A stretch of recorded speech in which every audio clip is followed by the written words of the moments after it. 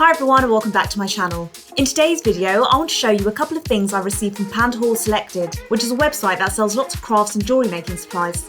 The first thing I have here are these embroidery scissors. They are rose gold with a plum blossom design. They are very sharp and I got these because they come in handy for making miniature crafts. Next I have this mini cup set. The set comes with 60 eye pins, 12 keychains and 60 tassels in a variety of colours. The mini cups come in 12 different styles and these can be used for making keychains or dollhouse food. For ideas on how to use these cups, you can check out my previous videos where I made miniature milkshakes and a miniature Oreo sundae.